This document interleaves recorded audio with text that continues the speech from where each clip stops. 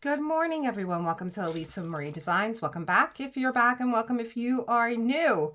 Today is Whip Wednesday, but it is also the last chapter of the bad scene. Let me cover this eye. This eye that's just, it's kind of nasty. I went to the doctor yesterday and he said I had a hemorrhage in my eye from coughing because I was cooking and cutting peppers that were just so hot that they took my breath away. I went into a coughing fit, and when I got up the next morning, I had a pretty bad hemorrhage. Anyway, it's like more horror than the book. It's the last chapter. We're going to be getting to that. However, I was really thinking about what is the diamond painting that I want to use for this last chapter. I chose an angel because I just think we need that angel energy. I couldn't think of anything else that I thought would actually do for the last chapter, and that's the way I roll with my diamond paintings. I have to have a connection with them, which is why I have so many of them open. I was just cleaning my room, and I'm like, oh my gosh, I have so many open canvases. Okay. Not until tomorrow. Tomorrow, I was looking in my closet because we're coming up into Ren's DP event where it's paint along. And I believe that you do need to have a DAE canvas. And I don't have one.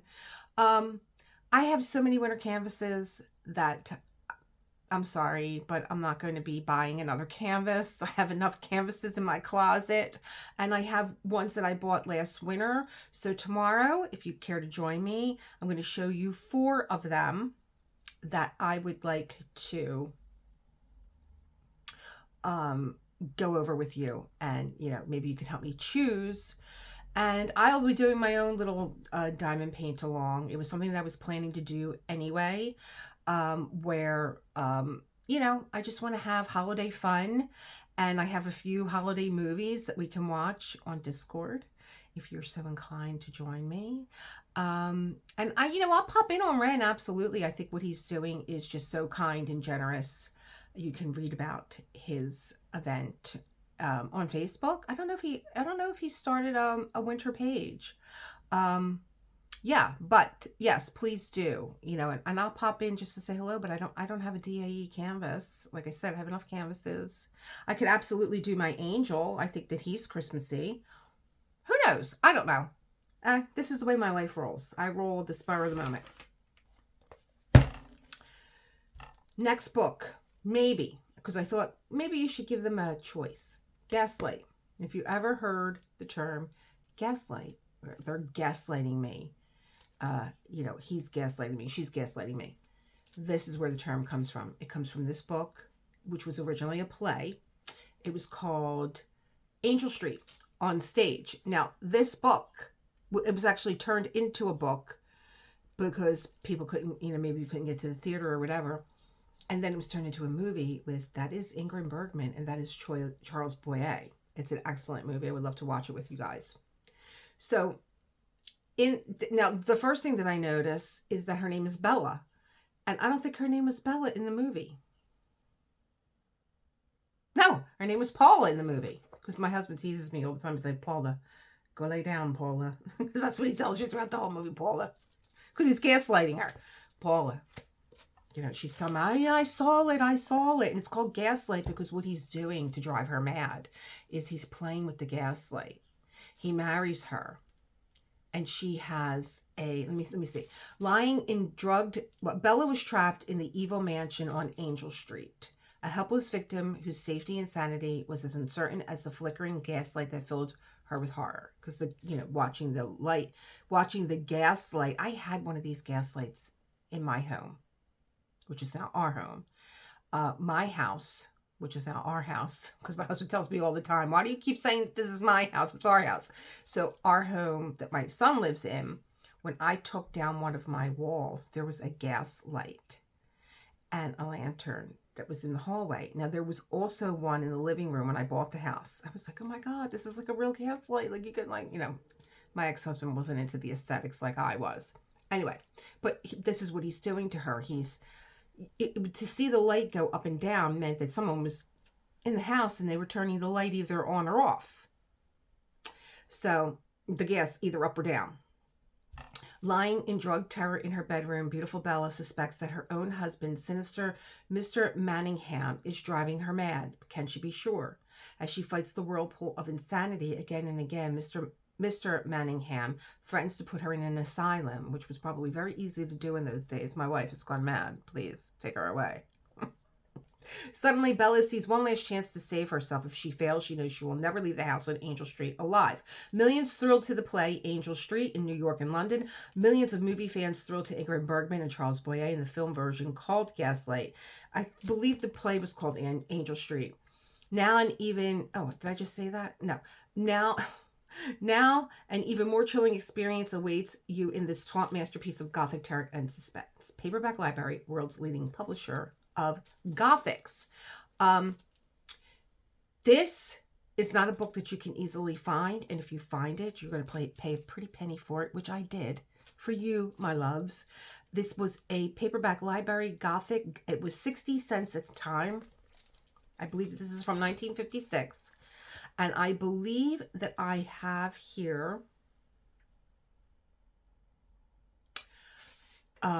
this is a genuine Paperback Library Gothic from New York, presented on stage as Angel Street by Patrick Hamilton, novelized by William Drummond. Paperback Library edition, first printing September 1966. So I have a first printing. That might have been why I paid a pretty penny for it. I don't know that it ever went into any additional printings.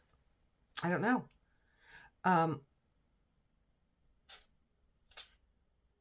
Oh, let me just read you the first page because it's from William Drummond from 1966. Just sit back, get your coffee or your cocktail and your diamond painting. I'll just read you the first page. It's a dedication to the late Patrick Hamilton. Oh, who wrote the play? Oh. Dedication to the late Patrick Hamilton. That was very nice. William Drummond dedicated the book to him. Writing this novel, I have often thought of our conversations of 33 years ago concerning the difficulty of making a novel of a play. Here is the result of our discussion: an attempt to write the novel of your stage thriller, Angel Street, which later became the great motion picture Gaslight. Over the years, it has remained with me as a tantalizing technical exercise. The play from the novel is as simple as orange juice from an orange. The reverse of the process is making an orange from its juice. Gone are the unities of time and place, gone even the dramatic highlights so effective on the stage, but so hard to make convincing in print. Bella has become more intelligent, Jack more psychopathic. There are subordinate characters which would have to cut out complexities of motive you would rightly simplify. Even what happened that dreadful evening when the whole affair came to a head is rather different. But I hope that you would approve and that my readers will derive from the novel at least some of the same sort of pleasure which so many audiences have had from your Gaslight play as a film. So nice. So beautiful. So that's Gaslight. And this is...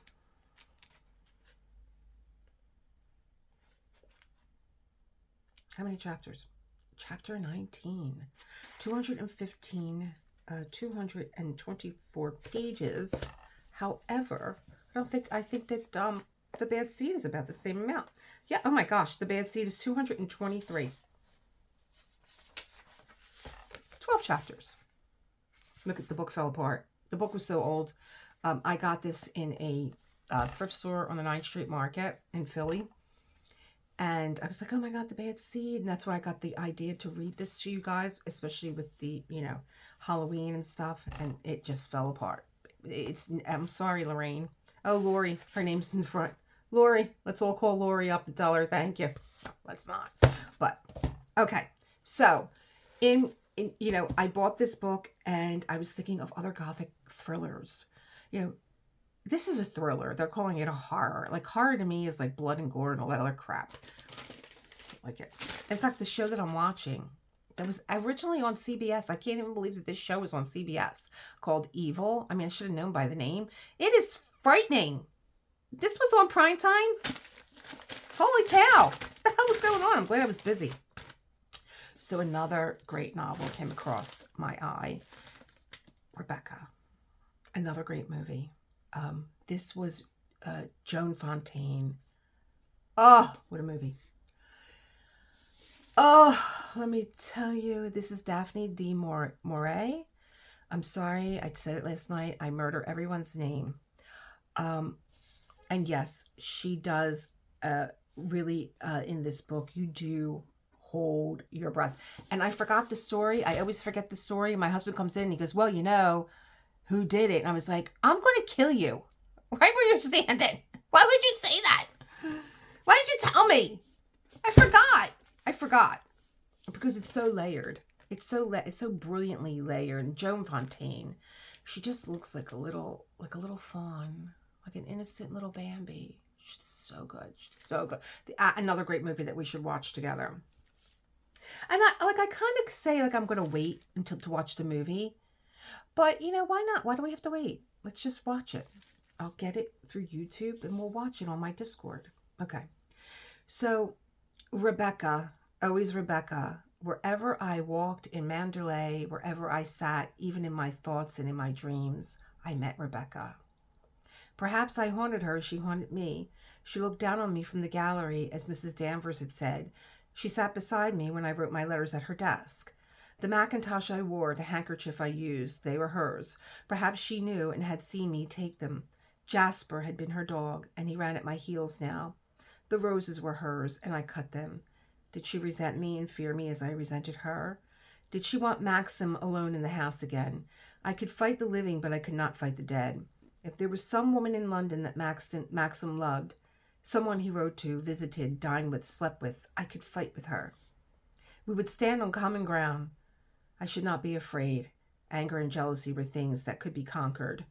One day the woman who grew old and tired or indifferent, and Maxim would not love her anymore.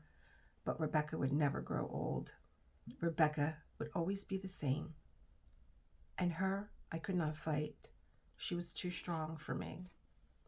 So this is a story of the young Joan Fontaine who marries, I forget who played Maxim. And he's recently widowed.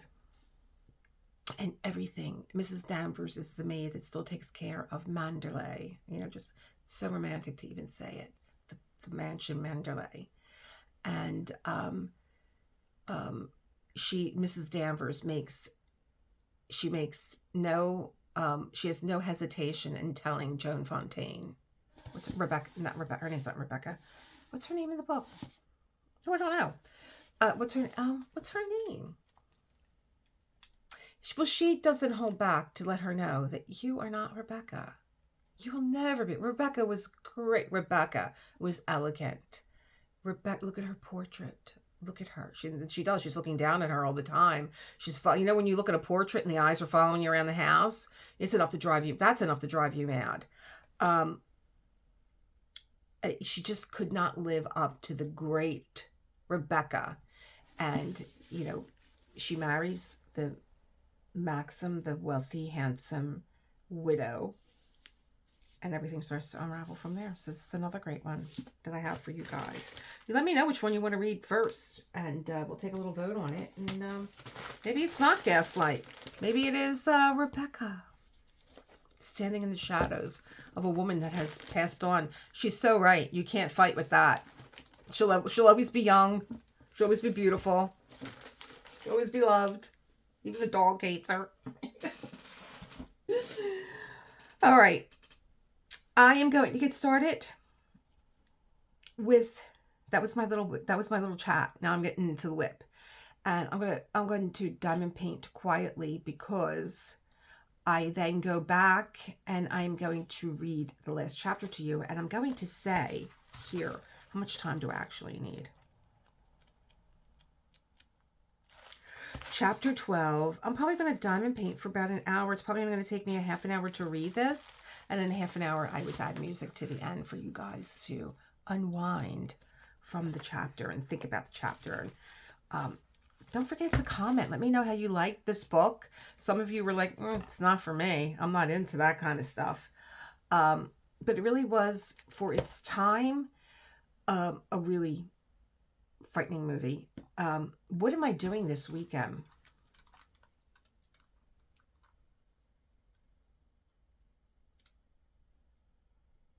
I know Friday night I'm going to see the Allman I don't know if they're the Allman Brothers anymore. These are the original Allman's children, right? But a friend of mine is drumming with one of the Allman's sons. I think the name of the band is just called Allman. I don't know. I'm not into it that much as John is, but I love our friend, and I love him as a drummer and a backup singer. And I love the band. I seen them once in the Kenswick. But Sunday we're doing another event. I do my self-care Sunday, and I have an event that I'm going to where our MMA fights happen, 2300 Arena. That's where I'm going to be, because what are we having there? It's kind of like a vendemmia, like a wine thing, but a lot of the people that we know are winemakers, and so we're going to go and support them. But Saturday night, if you'd like to join me, let's do it now. I'm nailing it down now. This is it. This is how it rolls here at Elisa Marie Designs. If you'd like to join me watching The Bad Seed, I will get it. I think I can purchase it through YouTube. I will let you know. And we will watch it together. How about that? Saturday night. Or maybe Saturday afternoon. Who knows? It might be crappy weather and you're locked in anyway and you want to diamond paint and watch. Maybe you want to watch something that's a little disturbing in the daylight, not at night. Delicious coffee. It's not Dunkin' Donuts.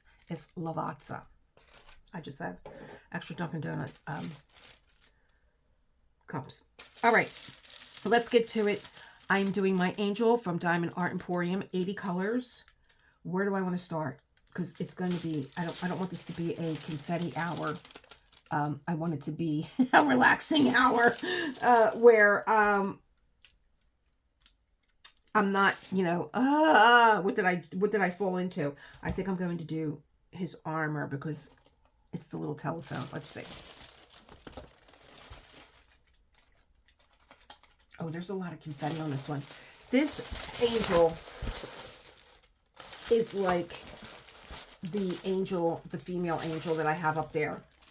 She is a lot of confetti. The male angel was not as much confetti, but she was a lot. Look at the highlights in her hair. I mean, come on. Stop it.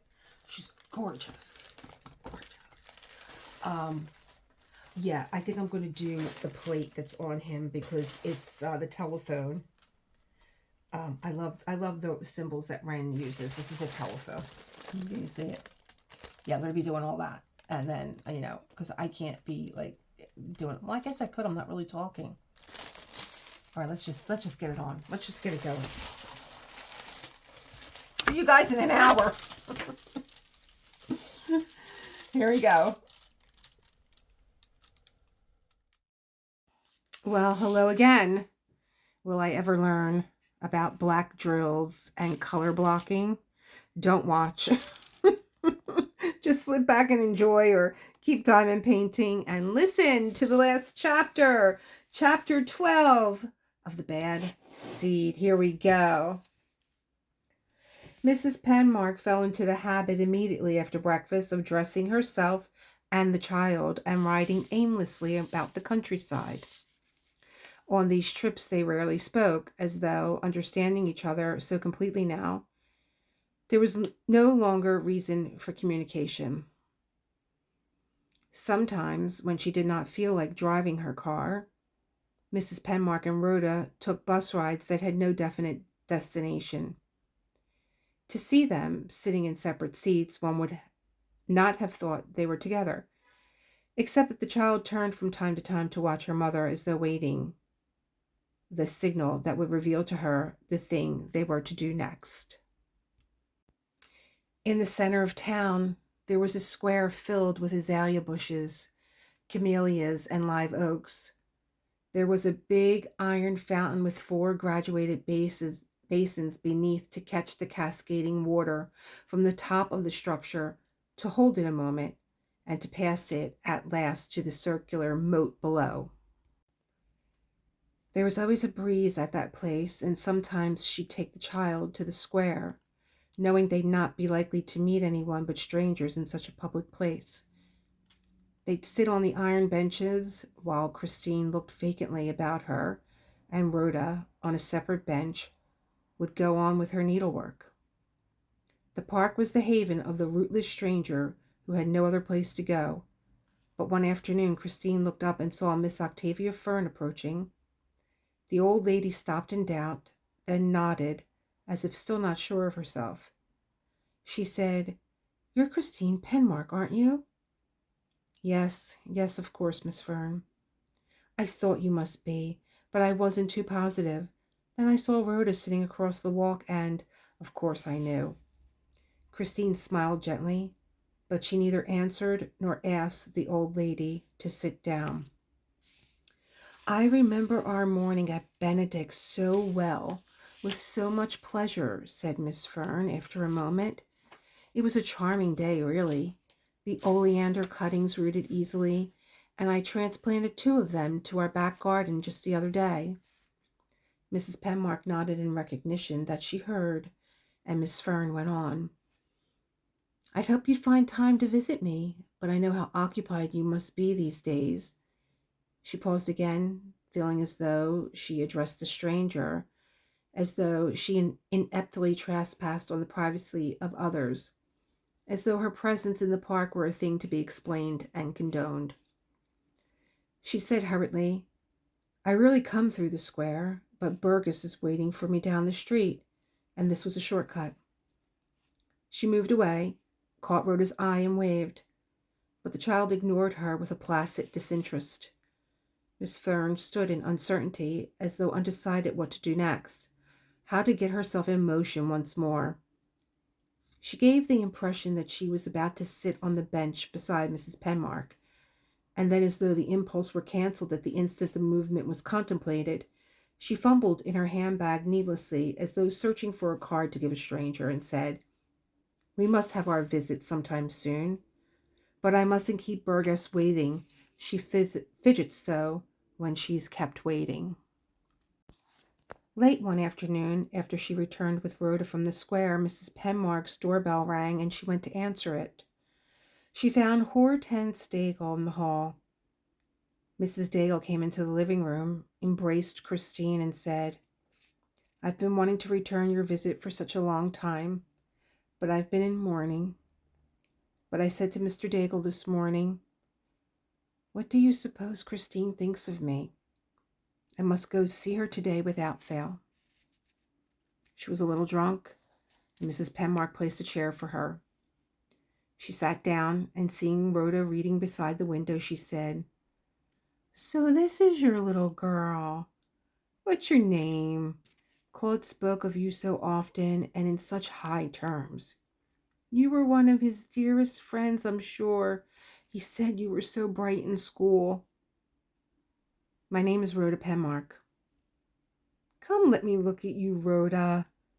Now, how about giving your Aunt Hortense a big kiss? You were with Claude when he had his accident, weren't you, dear? You're the little girl who was so sure she was going to win the penmanship medal and worked so hard, but you didn't win it after all, did you, darling? Claude won the medal, didn't he? Now tell me this. Would you say he won it fair and square, or that he cheated? These things are so important now that he's dead. I've called Miss Octavia Fern on the telephone 12 times, but she just gives me the brush off." Christine disengaged her child from the hot, damp arms of the visitor, saying, "It's time for you to visit Mrs. Forsyte. She's looking forward to seeing you. You mustn't disappoint her." Mrs. Daigle straightened in her chair. "Go, by all means. I mustn't keep you from your social duties, I'm sure. And even my husband tells me I'm tiresome. Why don't you come out in the open and say so?" Rhoda gave the woman a shrewd, amused look, smoothed down her bangs, and went through the door. Mrs. Daigle said, "Have you got anything to drink in the house?" "Anything at all. I'm not fussy. I prefer bourbon and water, but anything will do." Mrs. Penmark went to the kitchen and began taking out ice cubes. She put a bottle of bourbon and 1 glass on a tray, and Hortense, following her in the kitchen, said, "Aren't you going to join me, Christine? An old gentleman, a friend of Mr. Daigle's, has some sort of heart condition, and you know what? The doctor said for him to take 3 drinks a day." Only this gentleman was a strict prohibitionist and said no, he wouldn't do it. She staggered, lost her balance, and bumped against the wall. She said, as though 3 drinks a day was any trouble. 3 drinks a day isn't what I call trouble. Talking about trouble, what would he do if his little boy got drowned and then was beaten against the pilings? Now, you may disagree, but that's what I call trouble. Not having to take 3 drinks of whiskey a day. She laughed loudly, pushing her hair up, and said, when Mr. Daigle told me, I laughed until my sides ached. Christine put a bowl of ice cubes on the tray and brought it into the living room. Mrs. Daigle downed a drink of straight bourbon, took a swallow of water, and went on. What I came here for was to have a little chat with Rhoda. But of course, I didn't know she had all these social obligations. I thought she was like any other little girl that stayed home and minded her mother and didn't go traipsing all over town to see people just before supper time. I'm sorry I interfered with Rhoda's social life. I hope you'll pardon me, Christine. I offer you my deepest apologies. I'll apologize to Rhoda too when she comes back. Are you comfortable? Asked Mrs. Penmark. Shall I turn on the fan more in your direction? I've talked to so many people about Claude's death. I wanted to talk to Rhoda too. There's nothing wrong about that, is it? She must know something she hasn't told. Maybe something she thought wasn't important and forgot. But everything that has to do with Claude is important to me. I wasn't going to contaminate her in the slightest degree, I assure you. I was just going to rock her in my arms and ask her a few simple questions. Perhaps another time would be better. I'm not intoxicated in the slightest degree. Kindly don't talk down to me, Mrs. Penmark. I've been through enough without that. But Rhoda knows more than she's told anybody, if you'll pardon me for being so presumptuous as to disagree with you. I talked to that guard, remember? It was a long, interesting conversation, and he said he saw Rhoda on the wharf just before Claude was found among the pilings. She knows something she hasn't told, all right. The telephone rang and Christine answered it. She heard Mr. Daigle's worried voice. He wanted to know if his wife was there. He'd been phoning all over town, trying to find her. Mrs. Penmark said she was, and he promised to come at once and pick her up. Mrs. Daigle hearing the conversation, so... Did you tell him I was drinking and making a spectacle of myself? Did you tell him to call the patrol wagon, dear Christine? You heard what I said. I only said you were here. That's what you said aloud, yes. But what were you thinking? You were thinking, how can I get rid of this pest? That's what you were really thinking. For your private information, let me tell you something. I don't care what you think of me, understand? I don't know who you think you are, being so high and mighty and thinking you're better than other people. You may fool some people with that mealy mouth, but you look like Ned in the primer to me. If that's what you really think, perhaps you better not come here again. I wouldn't come here again for $1 million laid out in a line. I wouldn't have come this time if I'd known about Rhoda's social life. I didn't live on Easy Street when I was growing up the way that you did. I lived on the road of hard knocks, as the fellow says. She poured herself another drink, downed it, and continued. You think you're important, don't you, going around being kind to people? Nobody asked you to come to my house the night Claude was killed. Nobody asked you to come a second time either. I wonder ever since why you came the second time. You had something on your mind but didn't say what it was. I said the same to Mr. Daigle, but he said I was out of my mind. She got up and stood swaying beside the chair, steadying herself, with her index finger pressed against the upholstery. I won't wait for Mr. Daigle, she said. I'll go home by myself. I know where I'm not wanted, and I'm not wanted in a place where people have all these social obligations, if you get what I mean. Please sit down, Mrs. Daigle. Your husband said he was leaving at once. He'll be here any moment. Let her come around and snoop as much as she wants, I said to Mr. Daigle. Let her be kind, too, if that suits her. Christine's got everything coming her way, I said. She's the lucky one. I don't consider myself the lucky one, please believe me, Mrs. Daigle said. Pardon my mentioning it because I know how personal remarks aren't considered good form, but you're not looking well. You're looking sort of, sick and sloppy, if you know what I mean. Come over to my house and I'll give you a free beauty treatment if you're pressed for cash. Call me up sometime this week and we'll get together. I don't charge my friends anything. It won't cost you a nickel. The doorbell rang again, and this time Dwight Daigle was there. He said, Come, Hortense, it's time to go home. Hortense wept noisily. She came up to Mrs. Penmark and embraced her, rested her head on her shoulder. She said, You know something? You know something and you won't tell me. Mrs. Penmark said she would not go to the library again, that there was little left for her to learn about her mother. But next morning she woke wanting to know the details of Mrs. Danker's electrocution. She did not return this time to the garden and the pergola. She went into one of the small rooms reserved for research workers and took out the daily newspapers that covered the period she sought to know about. She read steadily for the next few hours. Her mother's death in the chair had been a sensation that had been featured everywhere. There was a photograph of her mother at the moment of her death. A reporter had smuggled in a camera, concealed somehow behind a button, and at the instant the current hit Bessie Denker and hurled against the straps, the picture was snapped. She studied the picture with concentrated attention. Everything was there for the eye to see. The black mask that covered her mother's face, the bound hands raised from the wrists, trembling and out of focus from movement, the fingers spread apart like the talons of a predatory bird, the thick, dead white, hairless legs strapped down and bulging outward under the power of the current. She sat for a long time, the picture before her eyes. She had been foolish to wonder what Rhoda's end would be.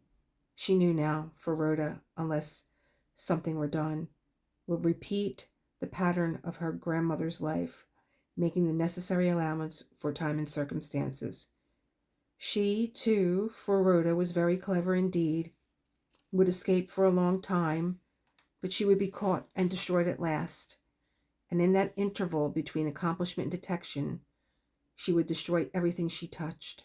She, too, would end up in a blare of publicity and sentiment in the gas chamber, at the end of a rope, or lunging forward as the current struck her and hurled her through her blood. Clearly, at that instant, she saw the picture of her daughter's end, and covering her face, she turned away and murmured, God have mercy on us. Now she no longer wanted to read or even think about her mother, and she returned the old papers to their custodian. She got her things together in preparation for departure, but Miss Glass came into the room and said, I've been thinking about your book, particularly the end. Have you decided yet? Yes, I think so. Miss Glass smiled in a self-depreciatory way and said she had a confession to make, an apology to offer. She'd done a thing which, now that she thought it over, she saw clearly she should not have done.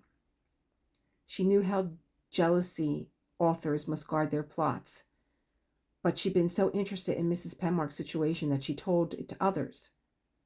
It had happened this way. Her sister, with whom she lived, had a strong literary feeling, and there was a little group to which they both belonged that met each week to ponder trends in writing. Now at this last meeting, she outlined Mrs. Penmark's plot, since it illustrated a point which had been raised. It was an indiscretion beyond doubt, although she was sure none of the people present would be dishonest enough to use it for their own. At any rate, to make a long story short, she'd spoken of the author's difficulty in finding an ending for the novel, and the group had discussed every possible solution. It had been like a jury discussing an actual case, really. They debated the possibilities of psychiatric treatment, reform school, or blind faith in the future, and in the end, they'd taken a vote. It had been unanimously decided that the only possible way to end the book was for the mother to keep her secret, kill the child, and then commit suicide. She ended. I hope I wasn't indiscreet in repeating what you told me, but after all, you didn't say you were speaking in confidence. It doesn't matter at all. That ending had occurred to me too. Perhaps it's the one I'll have to use. That night, Mrs. Penmark made a holographic will as follows. Upon my death, I leave my jewelry and my 1912 Utrillo landscape to my friend Monica W. Breedlove as a memento of my constant affection. To my husband, Kenneth Penmark, whom I've loved to the exclusion of all other men, I return the Modigliani drawing he once gave me with the earnest wish that he find a more worthy recipient for it, that he forgive me if he can and marry again. My bank balances, my stocks, my bonds, and all their property I possess at my death. I leave to Thelma Jessup, widow of Leroy Jessup, who lives at 572 General Jackson Street. She dated the will August 3rd, 1952, signed it, and put it in the drawer of her desk that she kept locked, saying to herself, "It's all I can do in atonement." When she finished the will, she sat for a long time thinking. She knew now what she was going to do. The conflicts that had torn her apart so long were stilled at last. There remained only to do it as sensibly, as simply as she could. She walked about the apartment thinking out her moves with the same dispassionate concern that she'd once brought to the balancing of a family budget. Everything must be done in calmness and with discretion. Each detail worked out in advance. Insofar as she was concerned, it did not matter too greatly, but Rhoda must not suffer, and she must not be afraid. She must not even be aware of what awaited her. She unlocked the drawer of her desk and read parts of the sick, imploring letters she'd written her husband. She burned the letters in the fireplace. She shoveled up the ashes and flushed them down the drain. She went through her papers methodically, tearing up old letters and photographs, which she'd once thought of saving for Rhoda's amusement or instruction when the child was older and could appreciate them. And when she obliterated her past as best she could, she smoked a cigarette and went to bed, her mind at peace once more. She awoke refreshed and serene, and looking into the hand mirror on her dressing table, she was appalled at the things that had happened to her. That morning, she left the child with Mrs. Forsythe. It could hardly matter now, since the work of Bessie Danker was to be wound up so soon, and went to the beauty shop near the square. It was there, smiling vaguely to herself under the dryer, that she worked out her final plans and fixed a day for the death of herself and her daughter. When she came back to her apartment, there was a letter in the box from her husband. She read it over and over, knowing it would be her last contact with him. Things were shaping up nicely, he said. He hoped to be home around midnight He hoped to be home around the middle of August. He missed his wife and child and could hardly wait to see them again. He hoped he'd not have to leave them again for a long time. To Christine, he sent his undying love. She took his photograph, brought it to the light, and looked at it for a long time. "That's such a nice thing to say," she said in a sweet, detached voice. "It's such a pleasant thing to say." She touched his lips with her own, and then sighing with a sort of impersonal regret, she went on with her plans. She had known from the beginning that she could neither use physical violence on the child nor mutilate her in any way. The sensible thing to do then was to give the child the sleeping pills that Mrs. Breedlove and the doctor had prescribed for her for her own discomfort, but which she could not take, as though she'd always known that they'd fit somehow into her emergency. But it would be difficult to get Rhoda to take the pills without suspecting her motive in tendering them. For Rhoda had the same primitive instinct for avoiding danger, the same ability to sniff out and avoid the set trap that animals possess. She considered and discarded several plans to get the child to take her death potion without suspicion or anxiety. And at last, to tend normal credibility to her design, she took the little girl to a doctor for an examination. The child's appetite was not good. She seemed listless and pale of late. She wondered if there was anything the matter with her. The doctor examined the little girl, and later, when he was alone with Mrs. Penmark, he said her daughter was healthy as a child could be. On their way home, Christine said, "The doctor thinks you need vitamin tablets. We'll stop here and get them." She bought the tablets in the child's presence. Later, she took the tablets from their container and substituted the sleeping pills. That night, when Rhoda was in bed, she said, "I suppose you may as well take the tablets now. This is as good a time as any." But when Rhoda saw the number of tablets her mother had measured in her palm, she said, "You don't take all those at one time, do you?"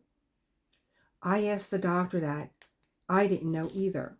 He said you usually took them one at a time after meals, but your condition was a little different, and he thought it better to take them all at once.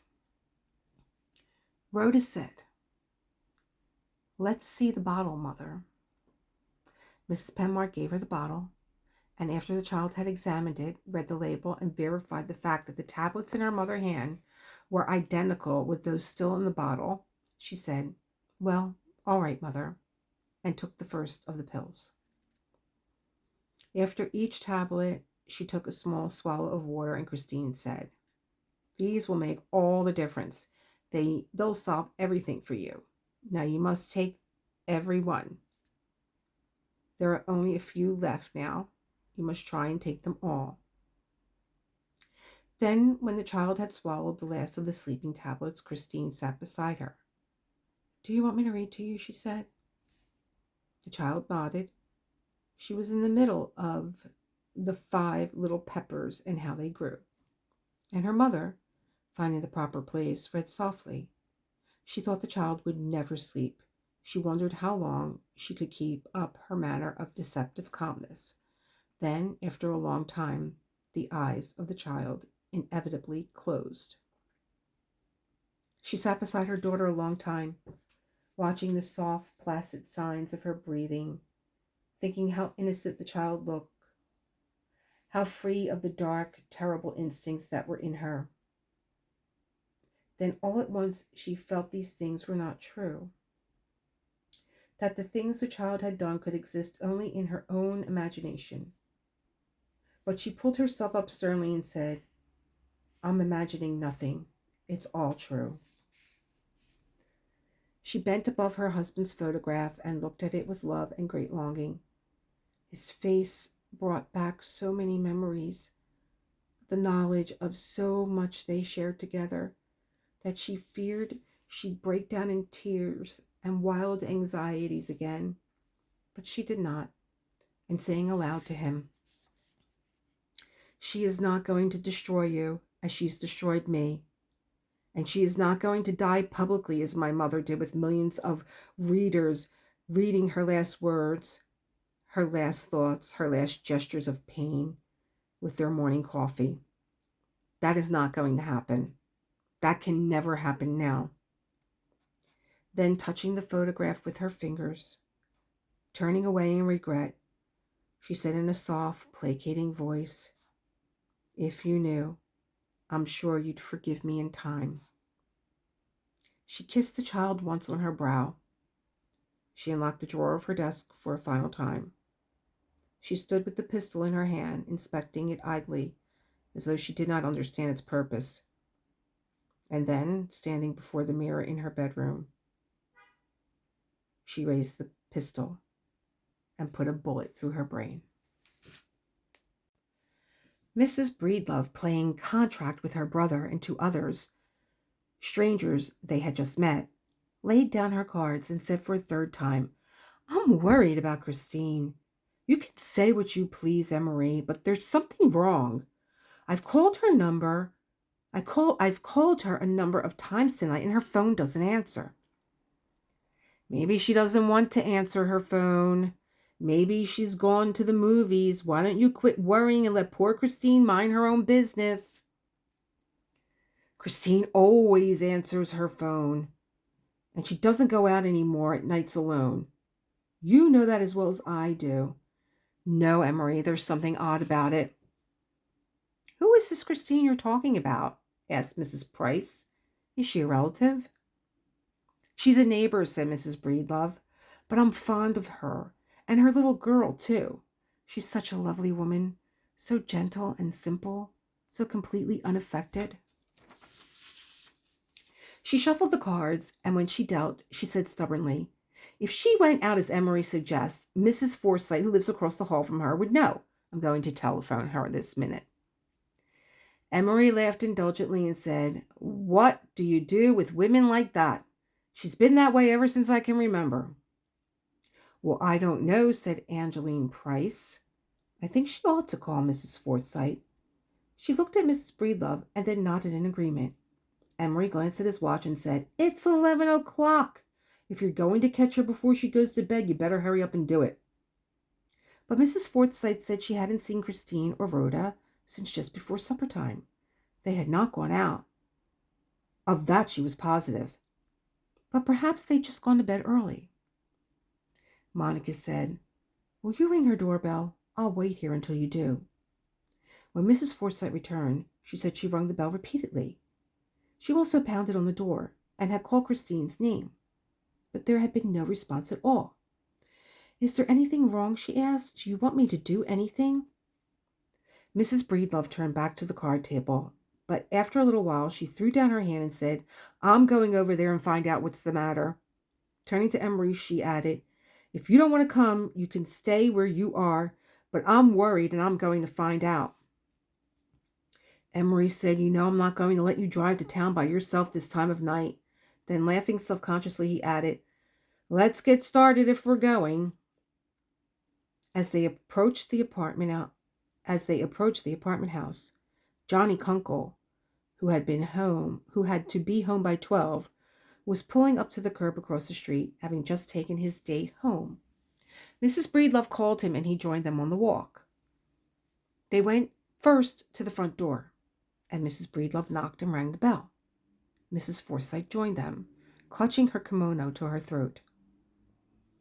Monica said, "Johnny, do you think you could climb up to that back balcony and get into the kitchen? Break the window if it's locked, then go straight through the house and unlock the door for us." He opened the door at length, and Monica called out in a frightened voice, "Christine! Christine, is everything all right?" They first went to Mrs. Penmark's bedroom, where a light still burned, and huddled together at the door. Then they backed away, turning on lights all over the apartment. Mrs. Forsyte ran to the child's room, and when the others joined her, she said, "Rhoda is still alive, but we must get her help quickly." To Johnny Kunkel, who stood with his mouth half open, she said impatiently, "Pick up Rhoda and take her to the hospital in your car. Drive as quickly as you can. I think there's still time to save her, but we must hurry." Then she added, Wait, I'll come with you." After the funeral, Kenneth Penmark sat in Mrs. Breedlove's living room. Rhoda was out of the hospital and staying with Mrs. Forsyte until the arrangements could be made for her future.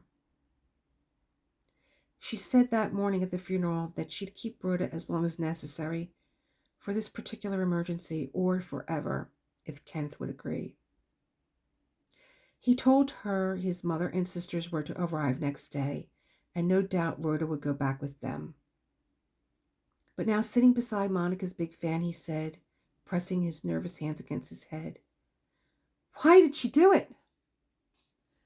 Why in God's name did she do such a thing?" He turned to Monica and said, She was closer to you than anyone. Did she say anything to you that would give you an idea why she did it? There must be some reason. Mrs. Breedlove said, I don't know why she did it. I've thought of it until I'm almost prostrated. I can only say I don't know. I've retraced everything she did and everything I know. I talked to Reginald Tasker and Miss Octavia Fern, and they haven't any idea either. There was a reason. Christine didn't do things without a reason. I can't understand. I can't. I think she stumbled onto something too terrible to endure. When she was at the hotel with me, I begged her to let me cable you to come home, but she wouldn't hear of it. She said it didn't concern you at all. She seemed to be so much better these days, but I shouldn't have left her alone. I shouldn't have. I shouldn't have. Do you think she was insane? Asked Kenneth. No, I do not. I most emphatically do not. Christine wasn't crazy, said Emery. She was worried sick. Kenneth sighed, and again he pressed his palms against his forehead as though to quiet some unbearable pain in his head. Then Mrs. Forsyte came in with the little girl, and Rhoda went at once to her father to embrace him. He took her in his arms, and she smiled, tilted her head, and then pulling away, she danced across the carpet. She raised her chin a little, showing her shallow dimple, clapped her hands charmingly, and said, What will you give me if I give you a basket of kisses? Come, darling, said Mrs. Forsyte. You aren't strong yet. You mustn't tire yourself. Then looking significantly at Kenneth, she added, She's too young as yet to understand what happened. She's such an innocent child in many ways. But the little girl was not to be diverted from her game. She did a little pirouette, curtsied, and said, What will you give me, father? What will you give me if I give you a basket of kisses? There was a moment of silence before Kenneth said, I'll give you a basket of hugs. And then, as though the last vestige of his reserve were broken, he covered his face and wept with a harsh, tearing sound. Come, Rhoda, said Mrs. Forsyte. Come, my darling. She took the child's hand and led her to the door. Let's go downstairs and cut out paper dolls. Your father is tired from his long plane trip. We'll come back later when he's rested. Turning to Kenneth, as though in reproof of his grief, she said, You must not despair, Mr. Penmark, and become bitter. We cannot always understand God's wisdom, but we must accept it. Everything was not taken from you as you think. At least Rhoda was spared. You still have Rhoda to be thankful for. The end. I just grabbed my tea, and I will tell you that chapter 12 ended totally different than the movie. I don't know if I should leave this for conversation when we get together to discuss this book. I know I was hesitant in a few spots to read certain words as they were written. But that's how they were written. I don't know. I don't know how I feel about this ending. I really don't know how I feel about it. I feel that the book left loose ends, whereas the movie tied it up very nicely. And if you saw the movie and you left the movie theater, you were asked not to divulge the ending. And if you have seen the movie, I would ask that you not divulge the ending here in the comments, because a lot of you did not know this movie.